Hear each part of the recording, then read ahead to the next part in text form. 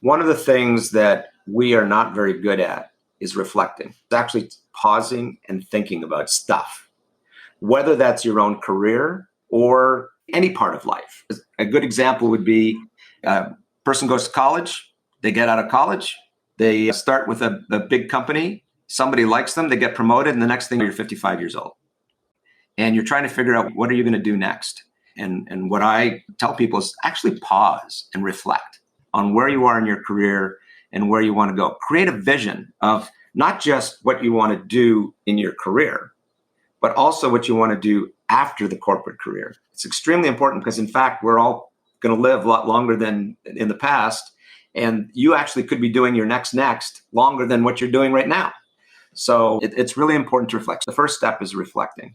The second thing is, as a coach, I'm your conversation partner. And sometimes that's just listening. I'll have a session with one of my clients where I hardly say a word, and I feel at the end I haven't contributed, and they'll say it was the best session they ever had because somebody listened. I guide them through reflecting on things by asking questions, which is what a coach does. Occasionally, because of my areas of expertise that I've picked up over the years, I'll provide some advice. But a coach mostly asks the questions to bring the answers out of the individual that you're coaching.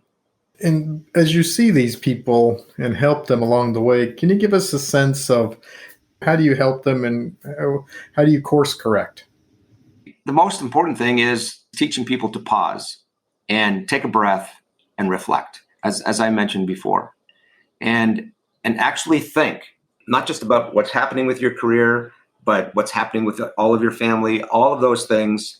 Just pause. So that's one of the main things that I'm telling people to do. And I can ask questions to help them and guide them through that reflecting process and then come to some conclusion. I also think it's important to write down those conclusions so that you can actually share it with other people, whether that's your spouse or your business partners. But it's clear the most important thing is just to pause. Like I said, you get out of college and then you're 55. You might have had a great career, but have you ever paused to think, what is it that I really want to do? Where's my skill set? And am I happy? Especially after you've been working for a while. Maybe the first few jobs are grind, but eventually you really deserve to work at something that you enjoy so that it isn't a grind every day. And try to position yourself in a role where you really are enjoying the work. It's an easy question for me to ask somebody, are you enjoying your work? And the answers I get are across the board. Sometimes people will just pause and stare at me and say, no, I don't. Okay, what are we going to do about it? That's the second point, reflecting and then doing something about that as part of your career. The other thing, the average age of the person I coach is 55. And if we're talking about those people that I'm coaching that are in transition, they've gone through their life and all they've done is work. And they find themselves at average age, actually 53, with a spouse who is a life partner who is a great roommate. No friends or very few friends, no hobbies. If they're faced with having to maybe stop working, they have no idea what they're going to do.